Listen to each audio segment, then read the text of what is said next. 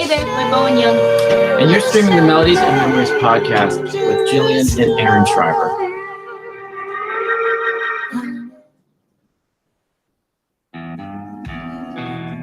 Welcome to the Melodies and Memories podcast with Jillian and Aaron Schreiber, brought to you by Arlo Revolution. Each week, they connect melodies and memories with fans and singer-songwriters from all genres of life. When all else in life is gone, music will be left to leave the legacy of life's adventures. Please welcome your hosts of the Melodies and Memories podcast, Jillian and Aaron Schreiber. My computer is like slow tonight. How you guys doing? We are excited. We're going to test out the sound before we kick off the show. I was just thinking a couple seconds ago, I'm glad like where our cameras are situated, even though we got to tilt them up a little bit more. You can only see like from our waist up because like I'm in like just regular basketball shorts. You're over here PJ bottoms. I'm like, yeah. It's like 2020 Zoom all over again. Yeah. All business on top. The family's been down for a couple of days, so we do apologize if whatever. The kids have been sick. Jackson's getting sick tonight, so we gotta be careful around them. If I disappear, I'm being a mom. Co-host aside, I gotta be a mom. I might have to jump back on the board. I haven't done the board in a few years. I don't know if I'll be able to remember that. We'll be all right. How's it sounding good? Yeah, we're good to go. I'm excited for this night. If you guys are Eric Church fans out there, we'll talk a little bit later in the episode. But our tonight's guest is this month's Song to Sing guest on Outsiders Radio. So that's something really cool. You guys should check out and tune into. All right, here we go. Hello and welcome everyone to season 7 of the Melodies and Memories podcast. I'm your co-host, Jillian Schreiber. And I'm your host, Aaron Schreiber. Our mission tonight is to provide a platform for motivated singer-songwriters, passionate fans, or someone who's making a difference in and around the music community. We hope everyone listening leaves inspired with a positive outlook and begins connecting their own melodies to memories. Tonight, we're presented by our good friends at Arlo Revolution. Cinematic wedding films, music videos, and promos. Find them at arlorevolution.com. One tree planted. For every 1,000 downloads of the show, we plant a tree with one tree planted. Download the show on your favorite podcast app. And Poddex. Poddex is the hottest tool to get your next great interview. Unique interview questions in the palm of your hand. Our on-screen sponsors are Art on a Higher Wire by Joelle, original and custom artwork inspired by your life moments, treasured photos, and memories. If you're looking for ways to support or sponsor Melodies and Memories music media, then head on over to our Patreon page, where tiers start at just $1 a month. The next best way to support the show is to like, share, review, and subscribe.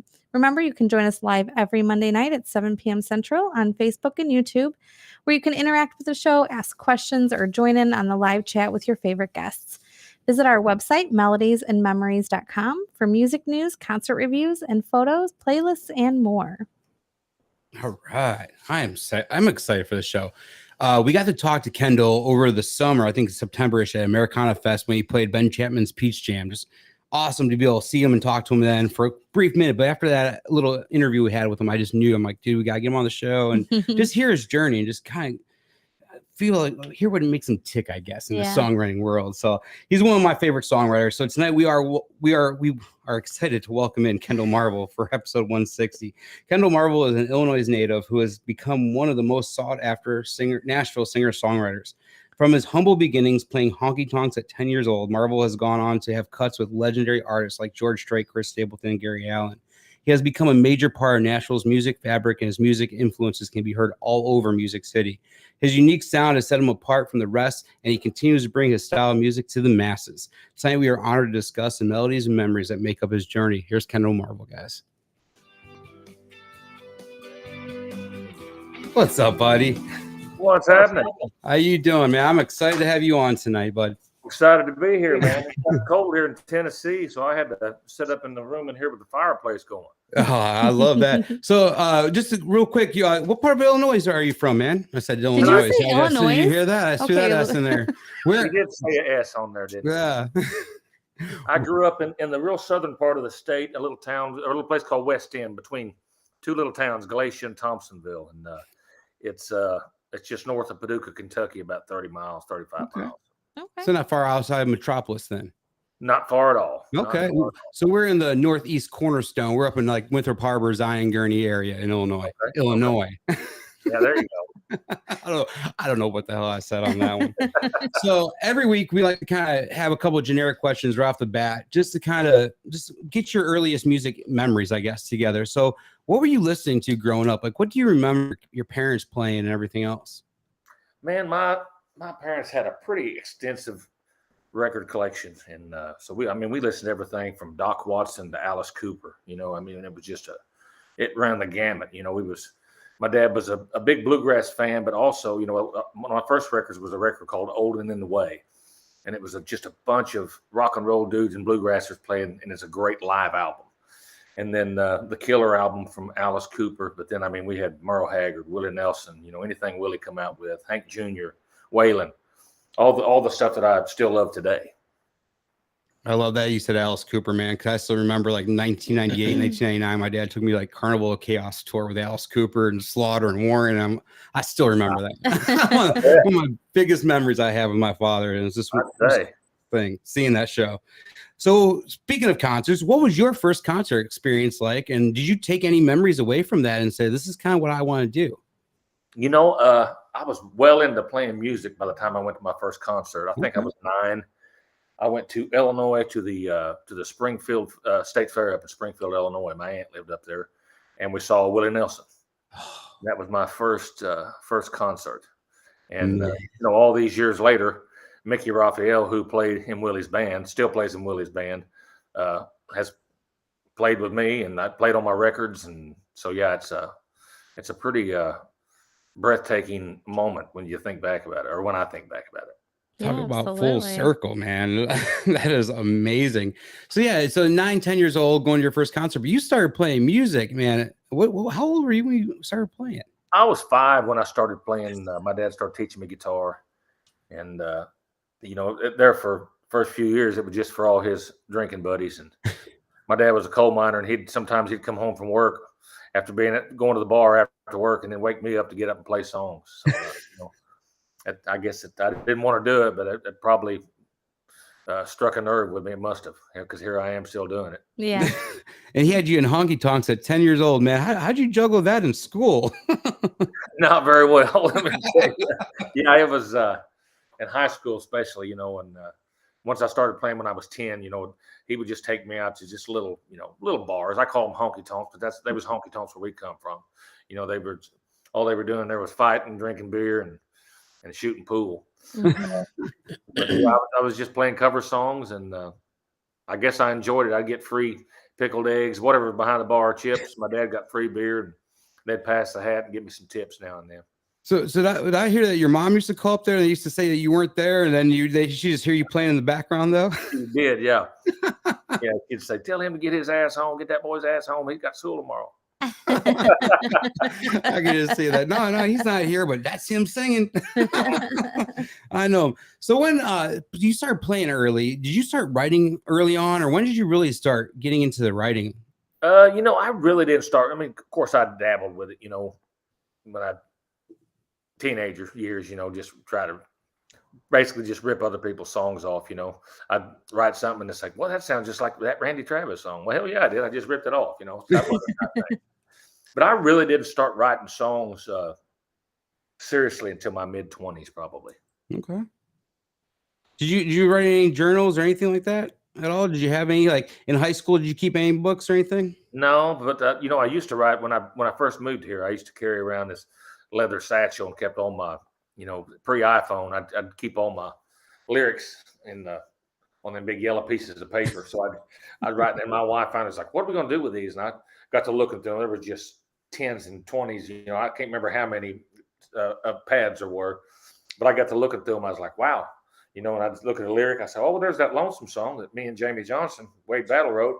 You know, there's twang that George Strait recorded. I mean, it's like, man, I can't make myself get rid of these lyrics. I wrote them that day, you know. So, yeah, dude. Absolutely not. That's something that should be in the Hall of Fame, man. Yeah. If they could read it, my handwriting is poor. That's cool. That's really cool that you have that stuff. Because you always wonder, like, I hear about like people writing songs on napkins and everything else, like airplane barf bags or whatever. What's the strangest thing you've ever wrote some lyrics on? You know, I would probably say in the dust on my tractor.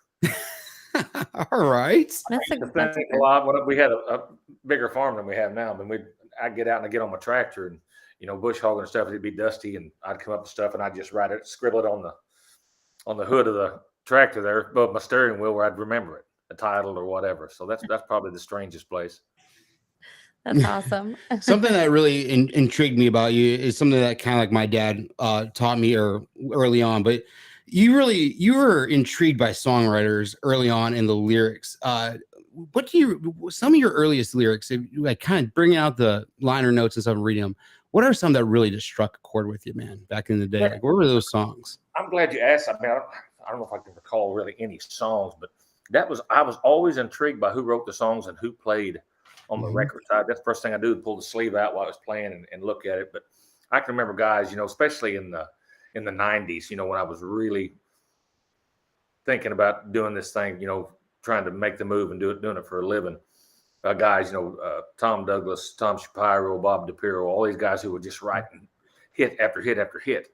I'd always be like, man, that's a Bob DePiro. Act like I knew him, and then years later when I moved here, then I start writing with all those guys, and so that was really cool too. But yeah, I've always just been turned on by the people behind the music. And of course, I'm a giant Willie fan. Waylon, them guys wrote their own songs, or most of them, but they were smart enough when somebody sent them a great song that they didn't write. They were still smart enough to cut a great song, and I missed that. I'm not sure today's artists, a lot of them do that anymore. No, I feel like lately it's been coming back. Like people like we talked earlier about Eric Church and stuff. Yeah. A lot of the singer-songwriters are starting to kind of keep their own music and do their own thing now again. And that's why I love about you too, because now you look at it, you're like, hey, if they're all doing it, I'm going to do it too. And I'm going to throw my hat in there. And I'm going to rock this. So that's why I love how you've kind of started putting more music out yourself now too, as well. Yeah. So what kind of cover bands or cover songs were you playing in high school? I'm kind of curious what was on your set list back then. Oh, man, Randy Travis broke when I was in high school. So Randy Travis, Dwight Yoakam, but mainly Hank Jr. I was a giant Hank Williams Jr. fan. I mean, yeah, I'd go see him. I've seen him 8 or 9 times, in high school. And anytime he'd come within 100 miles, I was trying to get a ticket some way to go see him. So that was the kind of stuff, that we really jammed on was Hank Jr., Leonard Skinner, Hank Williams Jr., and then when Randy Travis come along, that just even blew me away even further. Dude, I love that. After we talked at Americana Fest at Peach Jam that day, my dad and I had these tickets for this VFW thing in Nashville, and Hank Jr. showed up, dude. Like Kid Rock was there, all these guys, like Isaac from 49 Winchester was there. I was hanging out with him a little bit. Yeah. But we didn't know Hank Jr. was going to be there. We're just at this VFW, and he shows up and sings 3 songs under the name Thunderhead Hawkins. I was like, hell yeah, this guy's killing it, man. Oh, I went to his album release party, and it was at the same VFW, so he must like that. Yeah, dude, it was pretty sweet though. But it was cool just to see him that close and to see like the new blues music he's putting out is just phenomenal too. So it's so good. That's that Dan Auerbach stuff, man. That was an awesome record. Can't beat that. So was talking a little bit about your band in high school and stuff, but I was reading a little bit or listening. I heard a story that a teacher kind of gave you a few days off once because the other kids were going to visit colleges. But what'd you do with those couple of days, man? How did you swing that? Yeah, she was actually our superintendent, and she was a hard ass. I mean, she was rough. She didn't cut anybody any slack, and I was really nervous about asking her because I had missed so much school. If you miss more than one day at school, you have to have a doctor's note. And I'd missed so much school. I was on the verge of not graduating. It's like, I've got to graduate, and get out of this school so I can go do what I want to do. But so I just had to go in and ask her. I said, I've got an opportunity to go to Nashville and meet with this guy named Scott Simon. And it's going to take me a couple of days to go down there and do this. And she was really cool about it. She was like, so this is what you're going to do for a living. And I said, well, yeah, I hope to, And she said, well, I give kids days off for college, so why wouldn't I give you 3 days off, to go visit the town that you're going to move to and make a living? And I thought that really stayed. I thought it was cool at the time, but the older I've gotten, I realized how cool it was, And I haven't seen her since I graduated, and I would love to. And I know she's still around, but I thought that was really cool. Well, that had to be a huge turning point, dude, especially just because you could go down there and check it out. And just like, that's where you made your mind up. So, and that guy, he was a music attorney named Scott Simon. And years later, he was very instrumental in me moving to Nashville. He was my first manager. Now he manages Tim McGraw now. But yeah, so that meeting was very instrumental a decade later. Wow. Man. So Very did you move right after high school? Did you move to Nashville? I didn't. I'd go back and forth because it was only about 3 hours from there. But I moved down there for the first time. My wife and I did when I was 21, I think, for about 6 months. It wasn't very long. I had a really good local following, regional act, up there, and got down here where everybody else was just so good. And I thought, Nashville was going to come knock on my door. I lived in a little trailer up in Goodlettsville, Tennessee, and I just thought any minute, some record executive was going to walk up here and hear one of my tapes and knock on my door. I had a lot to learn. So that lasted about 6 or 9 months, and we were still kids, and our oldest child was just a baby at the time. And my wife didn't like it, and I didn't like it, and so we moved back home for quite a few years after that. What brought you back finally? What finally made you say, all right, we're going to go back and do this? Man, I took a job in a tire factory up in Mount Vernon, Illinois, and it was a great job. It's the job in that area that everybody wants. And I made good money, and I was 28 years old. And it was just, we went to a concert and seen somebody, I can't remember who it was. And it was just like, it's do or die time. Got two little kids, or she was getting ready to have our second. And it was just like, man, but I would like to go back. And then my dad and his wife owned a little mom and pop motel up there. And they gave me a job for about a year and just let me go a couple of days a week down in Nashville. And I'd go to the Bluebird Cafe or any open mic night I could get to. And then finally my dad said, if you want to go ahead and move, we'll keep you on the payroll for a year. And so I said, perfect. So I told him, I said, I'll give you the publishing on any of my songs that I get recorded that first year. I was very optimistic. And as we can talk about, that really bit me in the ass pretty hard. Well, yeah, that was just kind of funny. You're talking about the little mom and pop hotel. It was in Marion, wasn't it? It was, yeah. We just stayed at a hotel in Marion. I don't think we'll ever. It was a Quality Inn, though. Yeah, We're like, we're not going to stay there. We're on our way back from Nashville. This was not a Quality Inn. It was a Quality Inn. Well, the mom and pop probably would have been way better than the Quality Inn. I'll just tell you. I don't know about it. I don't know. No, we were in Nashville last week. We did a writer's round at Live Oak, and on our way back, we left that night and stayed in Marion for the night. And we're like, let's just pick a random hotel. I don't think we'll do that again, but we'll see. So we were kind of talking about like early on the songwriters that kind of stood out to you when you were looking at those liner notes. For me, back early in the 90s was Casey Beathard, dude. I would mid 90s, late 90s, I would look at some of these songs that always had the name Casey Beathard on it. Now still to this day, Eric Church songs, I look at them, Casey Beathard. That's been one name that's just been around me for my whole life, and especially his son Tucker. Got to know him real well and watch him. But your first day back was Casey, man. Tell me a little bit about writing with him and how that went. Man, I met Casey. A mutual friend of ours named Mark Hauser introduced Casey, and I don't even know how they knew each other.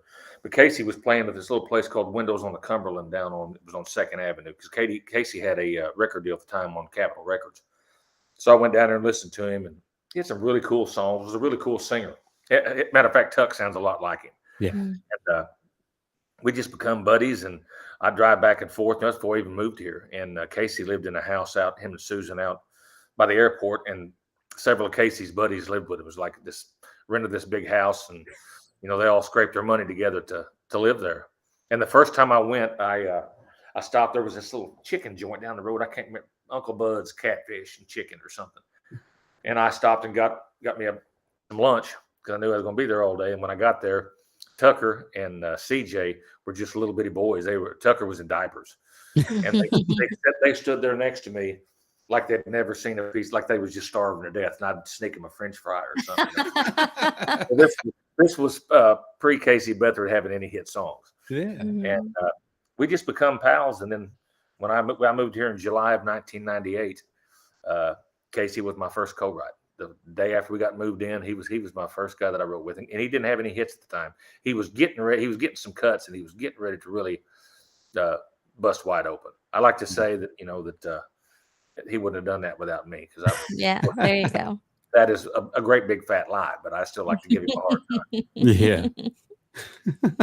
No, I definitely just that family and like this what they've gone through and their faith and everything is really just it's rubbed off on me over the last couple of years, dude. I adore the Beathard family and just it's amazing just to see everything. So to hear that story and too, that's pretty cool, man. I think the first time I ever saw Tucker, he was about 9 years old. It was in 2009. They did a writers round. Eric Church did like a thing, and Casey brought Tucker with him. He was like 9 or 10. Yeah. And I always hear that whenever Tucker got in trouble, his dad will always take him out with him. And that's what that's probably what happened. He probably got in trouble that night in case he was dragging him out of the house. So during that Right is where Right Where I Need to Be came from. Dude, where was that song born? Tell me a little bit about that. If you guys don't know, Right Where I Need to Be, Gary Allan, huge hit. Kendell and Casey kind of put that together, man. But tell me where that song came from. Man, we wrote that. We was writing at Casey's publisher, Acuff Rose, at the time. And I think I had that little melody thing, you know, that kicks off the song and does like a, you know, that little type thing, you know. And I was playing that, and Casey was like, "What is that?" And I was like, "I don't know. It just feels kind of cool, you know, a little Southern rock." And he had the title, and I can't remember. You know, it's been so long ago, but it fell out pretty quick. I mean, we wrote it, you know, before we went and had lunch, and we thought it was a pretty cool song, you know. And then we went and demoed it, you know, a week or two later, and it was like, man, that demo, it felt like that song "Werewolves of London." Do you remember that song? Yeah. That's what the demo was like. But it didn't have that big old guitar lick at the front of it that Gary and them done on it. And Casey was like, man, Mark Chestnut's getting ready to go in and do a record. We got to get this to Mark. So his publisher took it over and said, nah, Mark passed. He didn't like it. But his label mate, Gary Allan, does. Cool. And I knew, you know, Gary had a song or two that I knew, and I was like, man, he's a cool artist. I didn't think it was going to be what it was, obviously. Yeah, dude, that's just, one of the songs that I love just from Gary Allan, just from hearing it early on. Just I love that song, man. Always wondered about that song. But so you spent the last 25 years as a writer, and lately you've been you put out a new album. You've been pushing more of kind of the artist aspect of it. What kind of finally made you say I'm going to do this, and say I'm going to try to start doing more, kind of step out of the art? Because you were an artist for the longest time, then you went to kind of songwriter for a while, and now you're kind of doing the artist thing again. Why did you jump back in, do you think? I mean, I think most of us move here to be an artist. Yeah. And that, you know, the songwriting thing took off for me really quick. And I just, you know, my kids were little, and I was like, I'm going to stay home and raise my kids and write songs. And really didn't think much about the artist thing for a couple decades. And man, it was around 2000, you know, whenever all the tailgates and tan lines and bare feet and beer on the dash came about, I just couldn't. I'd gotten older and probably a little grouchy with my songwriting. I decided I couldn't do that. You know, I was like, I'm not going to write this one song that you have to write to get on the radio. Nothing against the guys at all, because they were doing what they had to do to get on the radio. I was like, I can't do it. And then the night we saw Chris Stapleton blow the doors off on the CMA Awards, I told my wife, I was like, I'm going to make a record. And I called Keith Gaddis the next day, who produced my first album. I was like, let's make a record. And I went and got some money together, and we cut that record that first album a couple months later. And and I still write songs. You know, I still write with Brothers and Stapleton. And, you know, the guys that I love to write with. I just don't go sit in a room every day and try to write radio songs anymore, like a songwriter has to do to make a living. Did you miss performing? I'm sure you probably did some songwriter rounds and stuff. Yeah, I scratched that itch by, you know, playing a lot of them songwriter shows, and every time we go somewhere, people's like, "How come you don't sing your own songs?" It's like, I just, you know, I do this, you know. But that was when I could write cool songs or songs I thought were cool, and get them recorded. And then there just came a time nobody was cutting the type of songs that I was writing, and it's like, well, I guess I'll do them. Yeah, that's dude. fantastic. I love that. That's awesome. So in 2017, you released your first solo album, Low Down and Lonesome. 2019, we're gonna circle back to that one, because we did mention Aaron Bach a little bit ago and Easy Eye Sound at that VFW. Tell me a little bit about working with Dan and how that Solid Gold sound just came about. Man, it came about so fast. I was working with a guy named Clay Bradley, and Clay's the head of BMI now over there, but stepped away from the PRO organization for a while and was doing a little management. I was his first client, and he was like, "What are you going to do for your next record?" And I was like, "Man, I hadn't even thought about it." And he, he was sniffing around some other people, and it's like, "How about working with these people?" And blah blah blah. Then he said, Dave Ferguson? I was like, "I don't know Dave. I know who he is. Dave was responsible for the Sturgill Simpson and Tyler Childers and a lot of that stuff. Had worked on the Johnny Cash stuff with Rick Rubin. Just a great engineer and producer." So he took me over to Dave's studio, the studio that him and John Prine shared, called the Butcher Shop, and he had played Dave some songs, and Dave smoked cigarettes like a madman. He's smoking. He's like, "I like you singing, man. I like you play me some songs." And I played him a couple new things, and he was like, "Yeah, I like that." He said, "You know who Dan Auerbach is?" I was like, "Black Keys, Dan?" And he was like, "Yeah." And he said, "That's who I'm working with." He said, "I'm gonna go play your shit for Dan, and we'll see what he wants to do." He said, "I don't do anything unless he is on board." I said, "Cool. That's very cool." So I told my kids, I was like, "Well, I may be working with Dan Auerbach." And they was like, "No kidding. They're badass." Right. Like he's, and a couple days later, Dave called me. He's like, "Hey, come by Dan's studio." Went by there and we hit it off. I mean, just on a handshake. He's like, "Let's write some songs, make a record." I was like, "That easy?" Okay. Done. And then we picked out some dates, and I think we got together 4 or 5 times, 4 or 5 days to write, and wrote that whole album. Wow. Yeah, that's amazing. incredible. And I love the sound with it because he has such a unique sound to him, and it came out just flawless, dude. I just love that. It was great. Yeah, man, I appreciate it. Yeah, that was I will never regret. No, even if we didn't get along great and work great together, I would never regret working with those two guys, because it was the most fun. I mean, it was just so eye-opening to see how they work, and Dan's a rock star, Dude. and Dave, does all that cool stuff, and work with Cash and got so many stories. And it was just a pleasure to get in there and watch the way they work with Dan's Easy Eye band over there. It was just so fun. And Alan Parker, who is Dan's engineer over there. Everybody, brings up Dan and Dave and all the stuff, great things they do. And I was like, you know what? I'd listen to all these records from Yola to the Black Keys, all these records. And I'd say, the common thread and all that sound over there is Alan Parker. He's the engineer over there. And he just that's why Dan keeps him around. He just makes everything so cool. And it was just a joy to do. I love that. That's very cool. So 3 years later, Come On Sunshine came out. How do you feel like you grew between those albums? Like as an artist, how do you feel like you grew? Well, I think I completely grew. I thought it was time for me to step out and sit in the chair myself, rather than just let somebody else make all my decisions for me, which the guys up to that point had done a hell of a job on that. But I wanted to sit in that seat. I wanted to make all the decisions. And I wanted to pick the songs. And I'd met Bo Bedford, who's from Dallas, Texas, and has a studio down there called Modern Electric Sounds. And Bo was a happy medium between Keith Gaddis, who produced my first record, and Dan Auerbach. His studio was real vibey. He's got cool old gear. And I wanted to make something in the middle. It was quite a wide swath from Low Down and Lonesome to Solid Gold Sound sonically. And I wanted to come back towards Low Down and Lonesome and meet in the middle, keep some of that coolness, that Dan put in there. And Bo was the guy to do it. And, Bo let me do things the way I wanted to do, and just, ask me what kind of record you want to make. You tell me what you want here, and that's what we'll do. And it was fantastic, man. It was just a bunch of Texas musicians that I didn't know any one guy in that studio until the day they come in to track. Wow. It was fantastic. I love that. I'll make another one with Bo tomorrow. He's fantastic.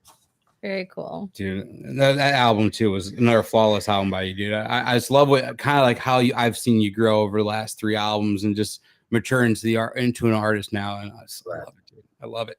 And you was talking about Church earlier. Yeah. I think I met Church in about 2005 over at Sony Records, and hadn't, like a fool, I didn't press him for me to write with him. I should have been. Casey was smart enough to jump in there and write all that stuff with him. But not very long ago, I got a text from somebody from Arturo that works with Eric, and he was like, "Hey, by the way, EC, which obviously Eric Church, Mm. is digging your new record. I was like, really? Dude. And he was like, yeah, he wants to write. I was like, fantastic. That's amazing. So Yeah. did you get There that you right go. in? We haven't yet, but we're going to. We've been Awesome. texting each other the last month or so, and I'm looking forward to it. So tell me, how about Amazing. a little bit how Song to Sing came out? I mentioned a little bit ago, Outsiders Radio. Just it's amazing. If you guys don't know, I got to do the Insiders Hour in December. I just honored to be a part of that. But you're this month's our songwriter for Song to Sing. Tell me how you got asked to do that, and just how it was putting that together, man. Because it's cool. Man, I think it was just because he got into my record. Okay. Because I'm not in that camp. I know his manager, John Peets, but Eric does what he wants to do. And I think he just liked my record, and they asked me to do it. Dude. And that was like my manager, who's my daughter as I call her.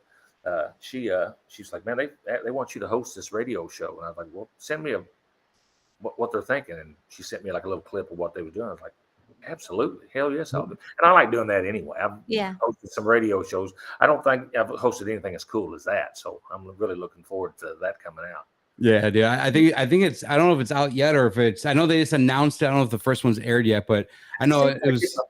What's the date? It seems like it's the 14th or something. It's probably tomorrow. Yeah, So it's probably, it probably is tomorrow.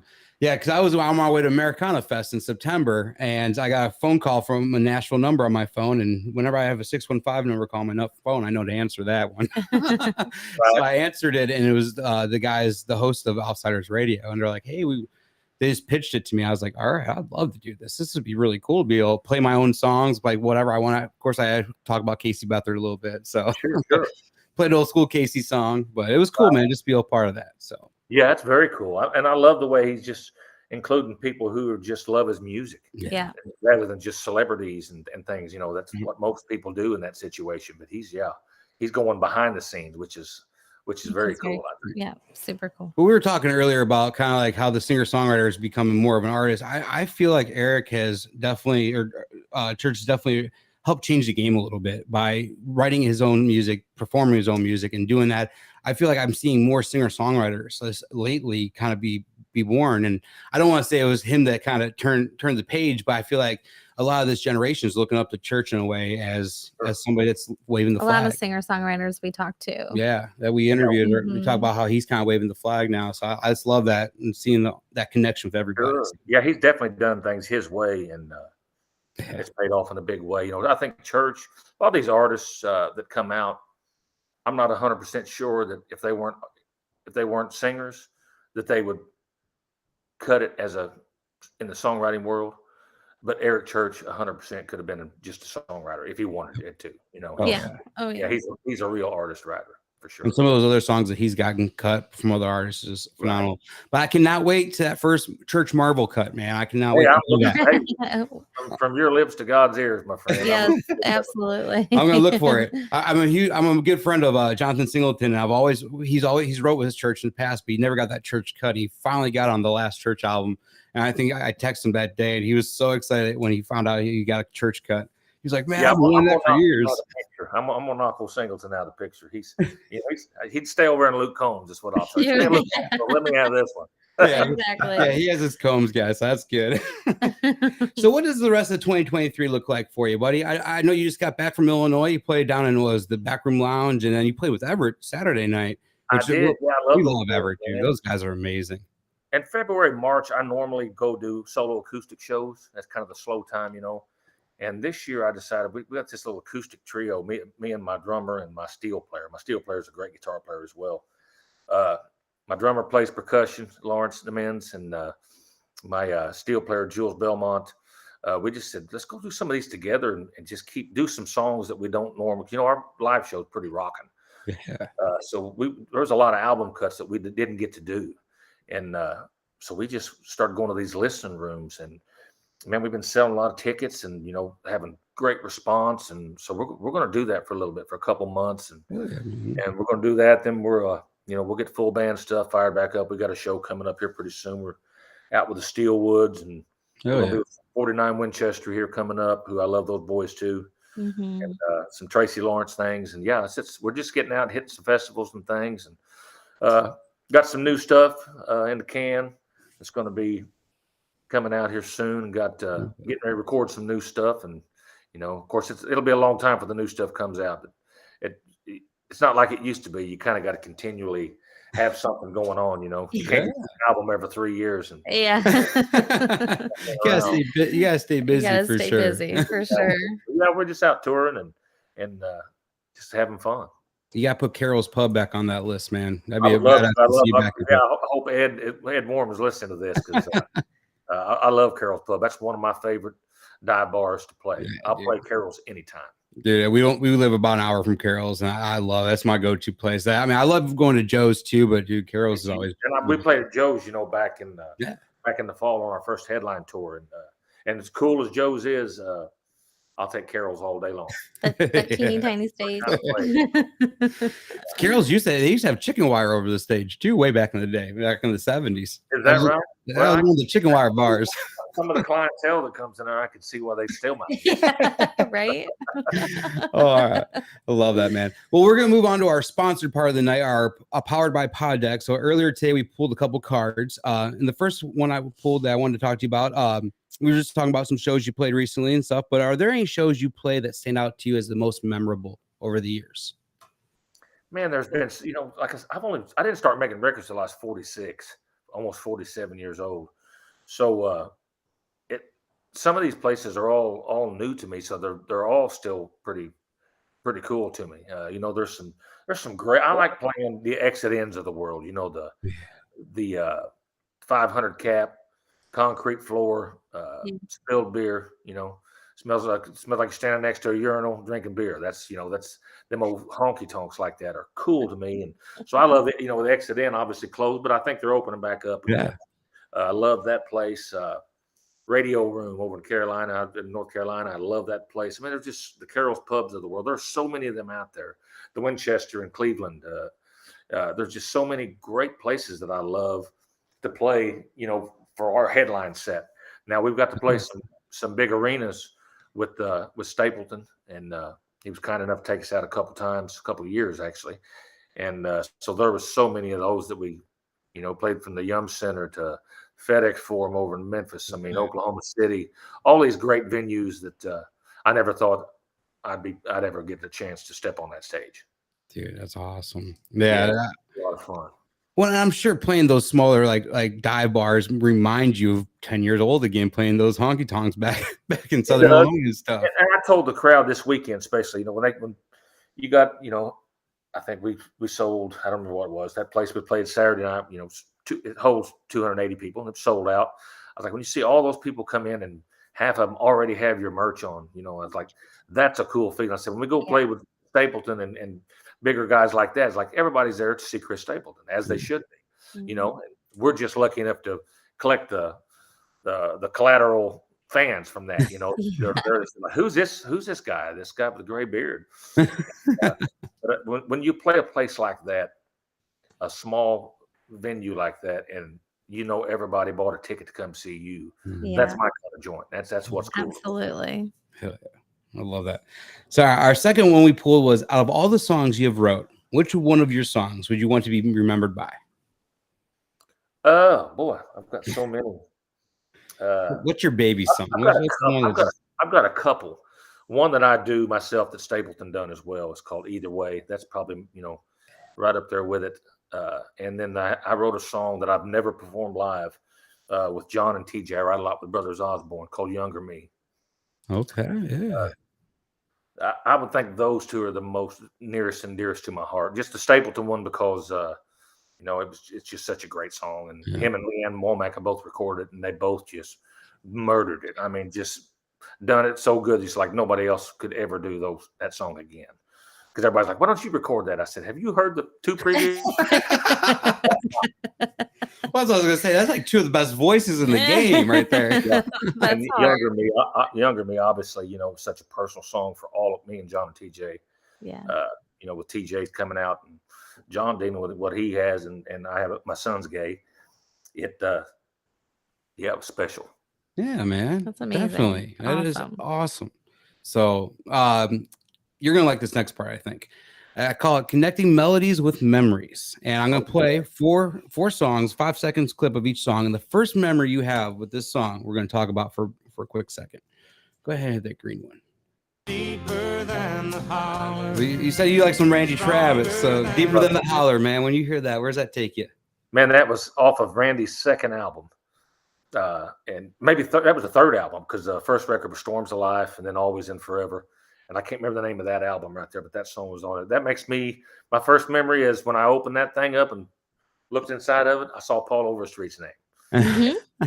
And I didn't know Paul. I just knew Paul from all these Randy Travis songs and all these great tunes. And that's the first thing that comes to my mind. And, you know, I become buddies with Paul. Paul and I wrote Cadillacing together. It's like, yeah. Do you ever just sit back and it's like, damn, man, I used to look at the liner notes and see those names. That's just awesome, dude. God, I'd rather be Paul Overstreet, you know? Yeah. How these guys are my friends. That's cool. Exactly. I hit that yellow one. Waylon, Hank Done It This Way, man. When you hear that, where's that taking you? 1987, I went to SIU Arena to see Hank Jr. and Waylon Jennings for the first country music pay-per-view. When you used to have the pay-per-view fights, you know, pay $40 to watch it. Yep. And Waylon was first, and Waylon played 2 songs, and I guess the crowd just did not respond the way he wanted them to. So he told everybody to F off and walked off the stage with his band. And it was just like the most outlaw thing. And he was polite about it. You know, it was just like, he said something along the facts. He said, I heard him say, because we were sitting right up front, he was like, what the F am I doing here? I was like, what's going on? And then he said at the microphone, he said, I love Hank Jr. and I love you all, but I don't play for nobody that sits down. And was out. That's amazing. I love that. I wish I would love to have seen Waylon, or just love to have seen those guys, man. It would have been amazing. I actually got to talk to Waylon. There was a guy named Carl P. Mayfield who used to have a radio show here on 103.3 in Nashville. And they had Waylon Wednesday. And David Lee Murphy was on there with him. And I didn't know David Lee at the time, but David Lee's from where I'm from, same area. Yeah. And I called in and got through and talked to David Lee and talked to Waylon on the phone. It was cool. It was just cool as hell. Oh, that's cool. That's cool. We've got to see his Shooter a few times, but that's probably Shooter. as close as we got. Shooter as well, man. I'm a big fan of that guy. Yeah. I would like to work with him sometime in the studio. You know, he's producing some fantastic. Well, I know he kind of took a step back from performing and stuff. He just wants to be a producer now. I think it's gonna be amazing. He's having 10 times his success as a producer. I mean, everybody from Marilyn Manson to Brandy Carlisle. I mean, he's just doing some really, really cool stuff. Yeah, I love that. Yeah, we love Shooter. Love watching it. Mm-hmm. All right, hit the green one. Let's do this one. Merle Haggard, Fight Inside of Me, man. When you hear that song, where does it take you? 1981, I went and seen Merle Haggard. Me and my dad and my cousin Maverick went to DuQuoin State Fair and saw Merle Haggard. And I think Merle might have been hitting the bottle or something that evening. And he asked the crowd what they wanted to hear. And everybody was hollering out songs. And I hollered out Leonard, which was one of my favorite Merle Haggard songs. And he said, "That's a good idea, son." And he played that song. Oh, hell yeah.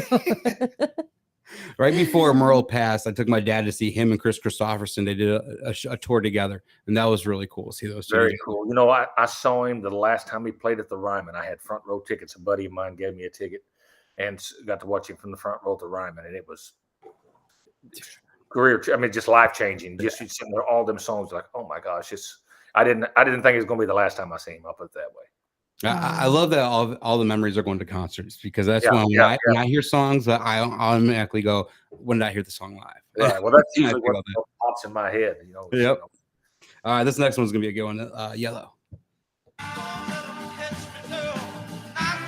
From Allman Brothers, Midnight Rider.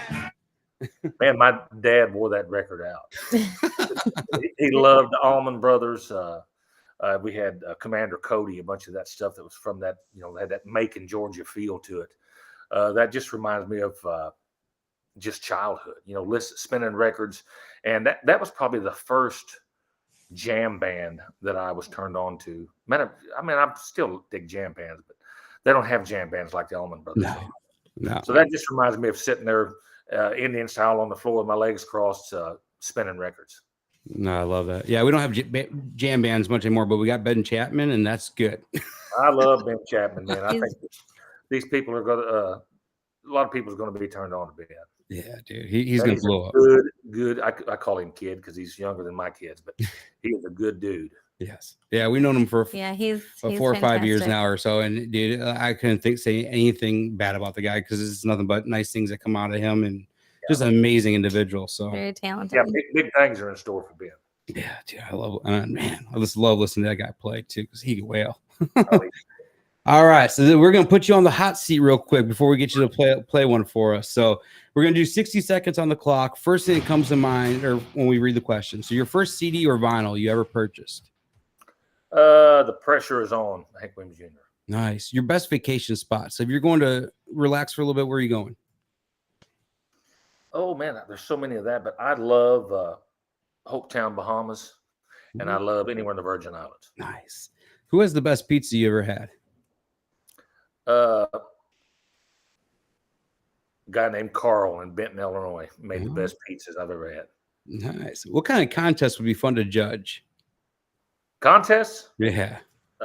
Them slap contests, them rusty slap contests. I want to judge one of those. Those are awful. Those things are. Oh, those are the most awful things I've ever seen. When they put them in slow-mo, though, oh my God, that's awesome. It hurts me just watching them. It doesn't it? Oh my gosh. If you could live in any time period, when would it be? Well, I'm pretty happy in the one I'm in, but I would say I think the 60s were cool. Music, I'm thinking musically, obviously. Yeah. But, Yeah. there was a lot of things going on in the 60s, with all the culture stuff that would have been really cool to see outside of a documentary, Mhm. Yeah, oh, dude, definitely. Especially watching those 69 Woodstock documentaries. Those are Right. what's the best Wi-Fi name you've ever seen? I don't never pay any attention to Wi-Fi. I don't even have an answer for that. I don't know. Most of them are like just FBI van. Right, exactly. All right, we'll take that. That would have been cool. What's the oldest thing you own? My guitar, my 1956 J200. We're going I to had talk a about 1932 LOO but I took it. I got rid of it. But it was Yeah, I love it. That guitar. I've got some guns that are older than that, but I'm not sure what year they're from. So I don't know if we should ask you this or your wife, but what chore do you not like doing? Any. The older I've got, the more I don't mind household chores at all. When I was younger, I didn't like to do any chores.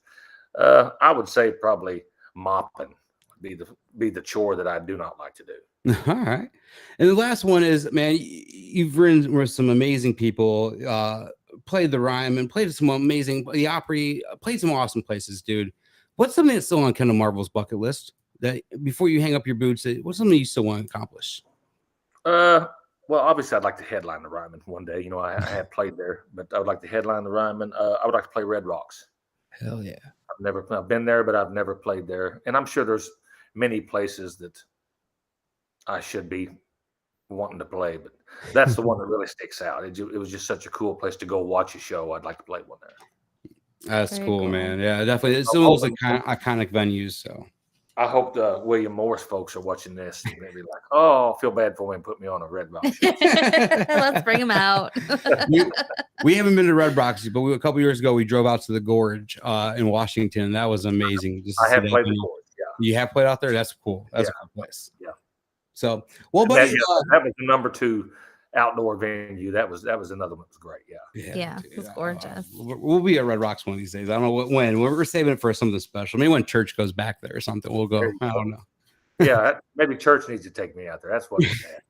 I finally in December. I think I'm finally gonna get to go to Madison Square Garden. That's been one place I've always wanted to go check out. And we actually got tickets for the very last. Well, what they say is the very last Kiss performance ever. Because my very first concert was Kiss. My dad took me to a Kiss show in '97. So I'm like, you know what? Let's go to their last one. If they say it's the last one, let's see.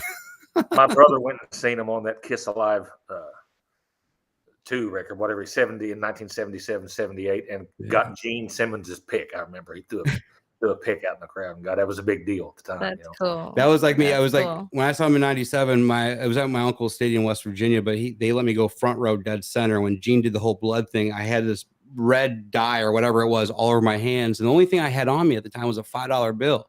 So I pulled this $5 bill out and wipe all this fake blood or whatever on it. And I still have that $5 bill to this day. Oh, that's cool. Yeah. Keepsake.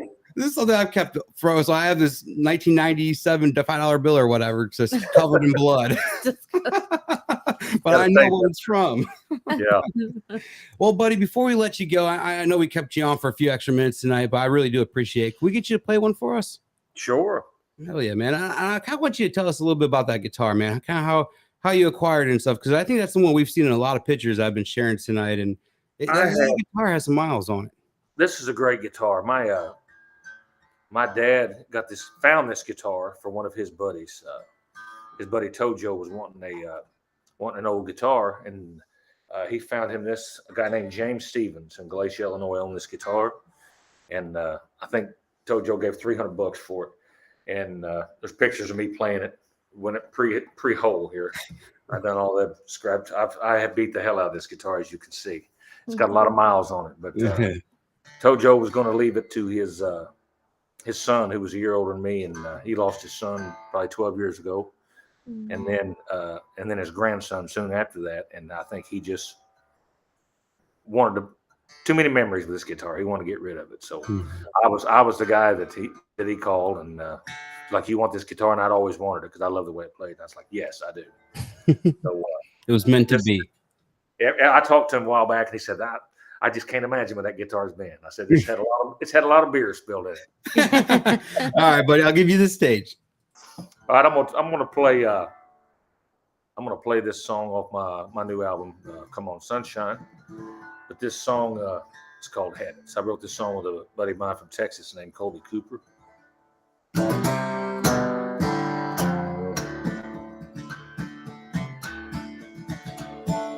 Heaven only knows how many sons I've seen rise up from in the county jail. A lot of daddy's paychecks got wasted on this redneck stale.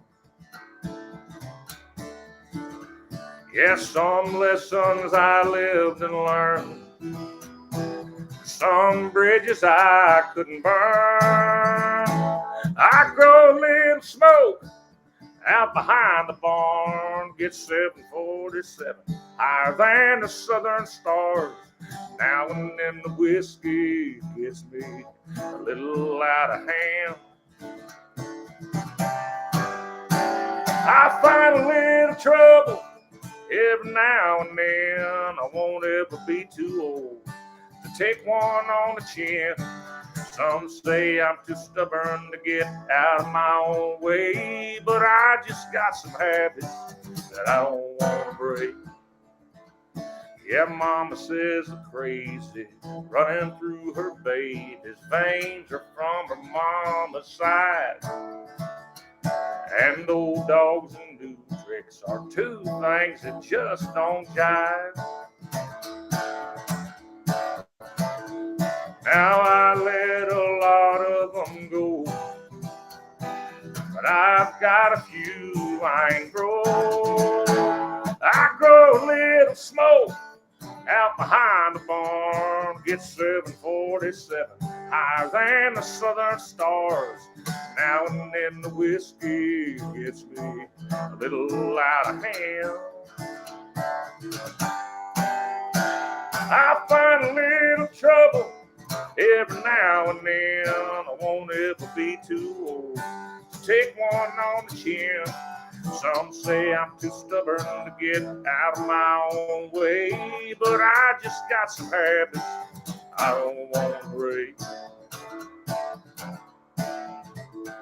Till they lay my ass in the ground, ain't no way I'll lay them down. I'll grow a little smoke out behind the barn, I get 747 higher than the southern stars. Now and then the whiskey gets me a little out of hand. I'll find a little trouble every now and then. I won't ever be too old to take one on the chin.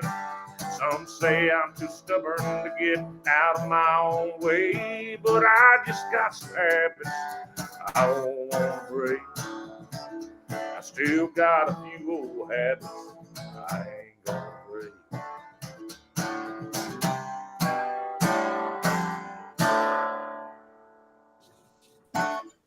Man, that's probably one of my favorites, dude. I love Thanks, that. man. It's fun to play.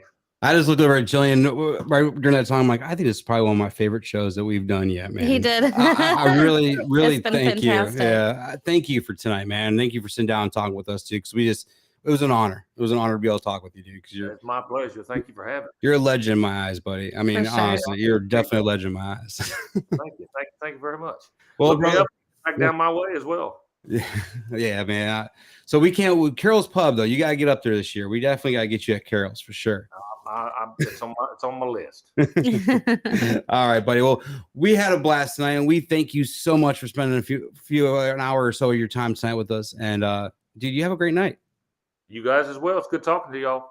You too, buddy. Thank you. Bye-bye. See you. Oh man, that was good. It's a great show. That was good. Absolutely loved I had it. so much fun with that one, guys. I don't know if you guys are still tuning in. Thank you guys for watching tonight, because that was this awesome show. Be able to sit down and talk with Kendell. I mean, I'll get the fan out for a minute now. Deep No, breath. he's definitely been one of my favorite songwriters for a long time now. Just because he says it like it is. Like I'm a diehard Eric Church fan, and I love his songwriting, and that's the same with Kendell Marvel. His songwriting is just him. It's just who he is, and just it's true. It's a very true artist. So Very authentic. yeah, you don't get much of that. Yep. I mean, it's starting to come back around. Like I was saying. Yeah. No, So- we yeah. All right. So we're going to jump over real quick. We always do our pod deck questions. We always do two. And tonight's were a little weird. I'm just going to ask you. We asked him if there's any shows that are memorable for him that he played. What's been your most memorable concert? Oh dear God. If you could think right now, right off the top of your head, your most memorable concert. To be perfectly honest, Mm-hmm. like my absolute favorite concert I've ever been to in my entire world. Mhm. Guess. I want to see if you know it. Well, you're probably going to say Matchbox, but. Well, okay. Okay. Yes, but my absolute favorite concert I've ever been to that I had the most fun in. Was it Tinley when they were in Tinley or no? When you jumped in the crowd and you jumped over the 2 rows in front of me to try to get to Rob I Thomas? fangirled. I didn't fangirl that hard, guys. Oh, Come on. I have the selfie you took with Rob behind you, and your smile goes from one ear to the other ear. But it wasn't that concert. What was my absolute favorite concert? I don't know. I mean, honestly, if I had to pick, I'd say Taylor and Moline. Oh God, no. That was one of my favorites. Nah. With Imagine you and Dragons. You think? Oh my God, loved them. Imagine Absolutely Dragons loved over them. Matchbox? You want to know why? Because the boys were with us, Yeah. and they loved it. And when they loved it, I loved it. It was a family. Like they were amazing. If you haven't seen Imagine Dragons, you gotta see them just once. I think they're amazing. But Matchbox 20, yeah. I mean, come on. I mean, I think my most memorable, definitely, I talk about it probably every freaking week. That 1997 Kiss, probably my most memorable. But You do talk about it every week. yeah, I If, probably do. if our viewers don't know who your first concert was, then they One day I'm going to have to sit down and give the whole story. I think we did it on one of the podcasts that You we did did. recently. I You have. gave the whole Kiss story, but one of these days I'll give it on this podcast. I don't know. But VFW, when we talked about tonight, when Hank Jr. showed up over the summer, I was talking about with Kendell Marvel. That is probably going to be one that goes down in history Yeah. with me, to see my dad's face, because my dad was with me, and just look over my shoulder and see my dad smiling. Because Hank Jr., I mean, I could reach out and just slap Hank Jr. on the knee if I wanted to in this Yeah. little VFW hall. yeah. And my dad was right here, and just to see him play that close to him, just to look at my dad's face, that was cool. Yeah. So that's probably one of my most memorable, but That's cool. just love it. But thank you guys so much for joining us tonight on episode 160 with Kendell Marvel. The passion and drive he has for music is unlike anything we've ever seen. We want to wish him nothing but the best. Can't wait to see what he accomplishes in 2023 and beyond. Don't forget to catch up on everything you missed from tonight and past episodes over at melodiesandmemories.com. And we can't wait for another great show next week. We actually just booked it today. So we'll see you guys next Monday night. Talk to you guys later. The Melodies and Memories podcast with Jillian and Aaron Schreiber, brought to you by Arlo Revolution. As we close the book on another chapter, remember, music gives us soul to the universe, wings to the mind, flight to the imagination, and life to everything. Next week, Jillian and Aaron connect more melodies and memories with the fans and artists they love. Thank you for being a part of this musical journey, and we will see you next time on the Melodies and Memories podcast with Jillian and Aaron Schreiber.